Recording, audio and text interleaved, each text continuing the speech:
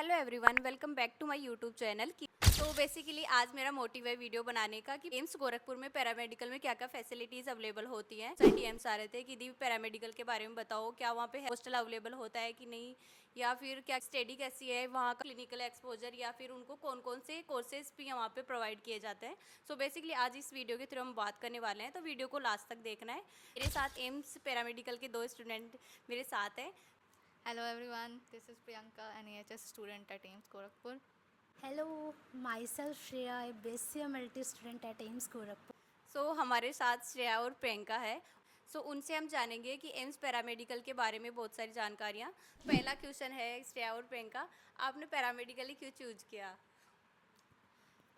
I was preparing for NEET exam, तो मतलब मेरे को ऐसा था कि मेरे को मेडिकल में ही कुछ करना है एंड ऐसा था कि मुझे पेशेंट्स से कांटेक्ट में रहना है, उनको हमेशा कुछ उनके लिए कुछ करना है। तो मतलब मैंने 2 साल प्रिपेयर किया। एक बार 12th के साथ मैंने नीट दिया था एंड देन अगेन एक साल मैंने पूरा ड्रॉप लेके परफेक्टली पढ़ाई करी, बट स्टिल क्योंकि कुछ चीज़ें ऐसी हुई तो मतलब ठीक है, मैंने ये फॉर्म भरा एंड ये निकल गया, तो आई थॉट वाई नॉट।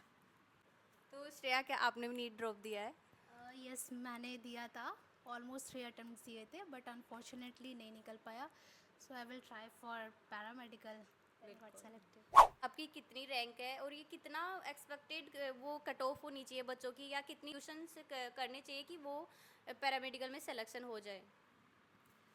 मतलब आप कह सकते हो अगर कि आप 90 मार्क्स के पेपर हो रहे हैं उसमें, जैसे नर्सिंग में तो ये होता है कि आपको जीके के आते हैं, 10-20 नंबर के पेपर आपका जीके आता है, बट यहाँ पे वो चीज़ नहीं है। हाँ, और एक और इम्पॉर्टेंट बात रहती है कि यहाँ पे मैथ्स वाले बच्चे भी ट्राई कर सकते हैं। कुछ कोर्सेज ऐसी हैं जिसमें मैथ्स वाले बच्चे भी जा सकते हैं, तो जैसे MRIT वगैरह हो गया, उसमें एक और दो कोर्सेज हैं। बाकी आप अगर 70 नंबर 70 के अप्रॉक्स आप स्कोर कर रहे हो तो you are well and good. I think 65 to 70 you are safe.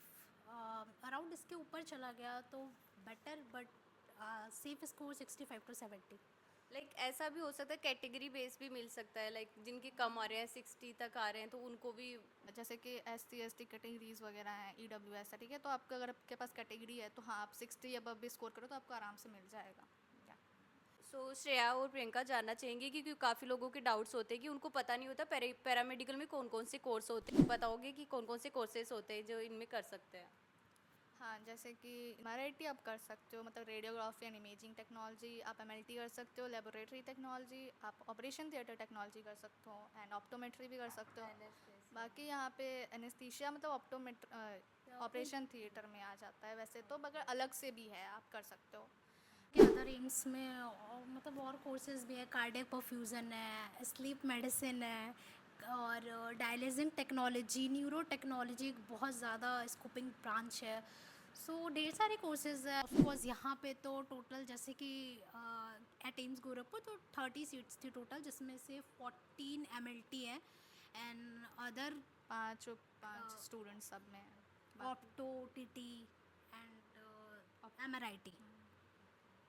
तो एम्स गोरखपुर में 30 सीट है, जिसमें पैरामेडिकल की 30 सीट है। तो 30 सीट में क्या 30 स्टूडेंट है आपके कोर्स में? नहीं, दो मतलब जो सीट्स हैं वो वैकेंट रह गई थी। कुछ मतलब बच्चों ने लिए होंगे, बट फिर उन्होंने कुछ और हो सकता है उन्होंने दूसरे एग्ज़ाम्स भी दिए, वो निकल गए हों, या फिर इससे बेटर ऑप्शन उन्हें कुछ मिला होगा, तो या दो seats vacant at present 28 students है। तो जैसे आप बता रहे हैं कि उनको बहुत बेटर कोर्स मिल गया हो, तो ऐसा हो सकता है कि आप पैरामेडिकल करते करते अदर ड्रॉप ले सकते हैं, या फिर अदर किसी चीज़ की प्रिपरेशन कर सकते हैं? हाँ, कर तो सकते हो, आप आराम से कर सकते हो। बहुत बच्चे करते हैं, निकलते भी हैं। वो बट टोटली आप पे डिपेंड होता है। आप जितना ज़्यादा एफर्ट्स लगा सकते हो आप निकल सकते हो। क्या मैनेज हो जाता है कि वो कोर्स भी कर ले, या फिर कुछ ज़्यादा मेहनत करनी पड़ती है इस चीज़ के लिए? नहीं, मेहनत तो मतलब ऑब्वियसली आपको ज़्यादा करनी पड़ेगी, क्योंकि यहाँ भी आपके एग्ज़ाम्स रहेंगे, सेमेस्टर्स होंगे, इंटरनल्स होंगे, एंड आपकी पूरी शेड्यूल तो फिक्स्ड ही रहेगी। जैसे कि आपको 9 to 1 आपके क्लासेस होंगी एंड 2 to 5 आपके OPD डिपार्टमेंट में एक्सपोजर, तो फिर उसे मैनेज करने के साथ साथ अगर आप पॉसिबल हो आप एफर्ट डाल सकते हो। करने वाले करते हैं, ऑब्वियस सी बात है। सही।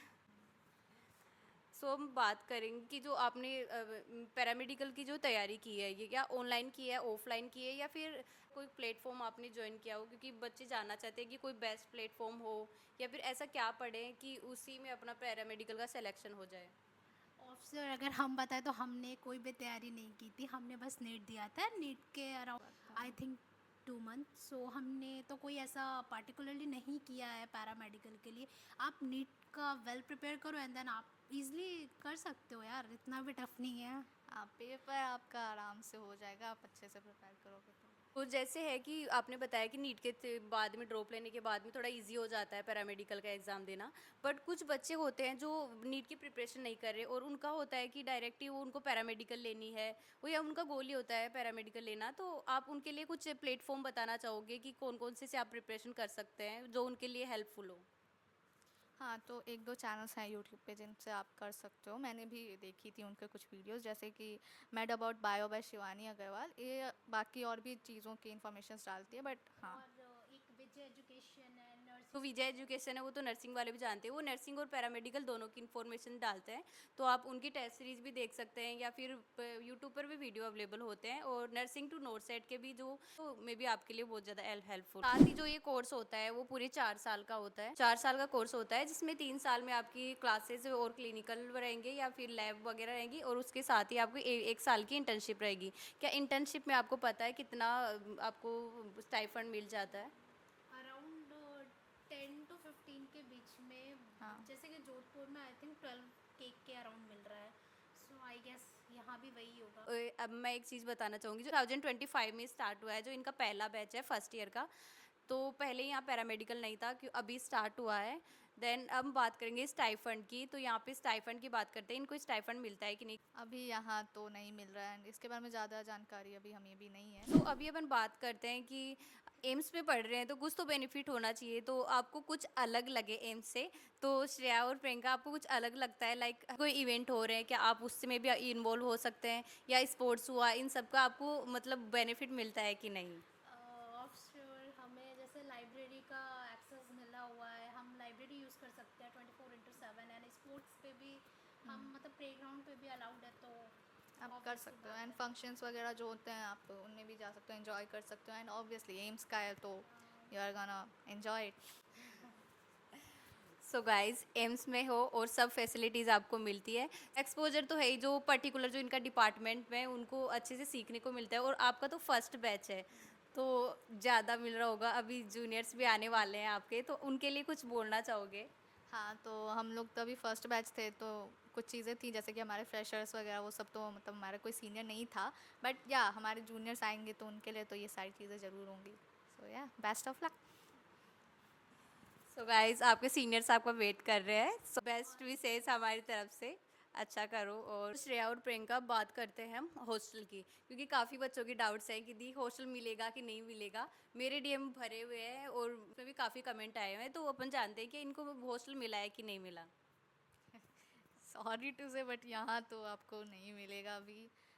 यही हमें तो नहीं मिला है अभी। इस एम्स गोरखपुर में अभी तक हॉस्टल अलॉटमेंट नहीं हुआ है एम्स पैरामेडिकल स्टूडेंट्स के लिए, बट ऐसा है कि कुछ कॉलेजों में मिलता है, कुछ में नहीं मिलता। अब बात करते हैं मैथ्स में कि हॉस्टल नहीं मिल रहा, बाहर रह रहे हैं, तो मे भी खाना वाना बनाने में दिक्कत होती है। तो आपने मैथ्स ज्वाइन कर रखा है या फिर खाने का कहाँ कर रखा है? फिलहाल तो कॉलेज का ही मैस से। हाँ, अभी तो मेस से ही हम लोग खाते हैं। मतलब यहाँ आते ही हैं क्लासेस करने के लिए, तो सुबह में आ गए हम लोग, खा लिया, उसके बाद क्लासेस चले गए, फिर यहीं 2 घंटे रुक के पढ़ाई कर लिया, फिर खा लिया, उसके बाद फिर चले गए।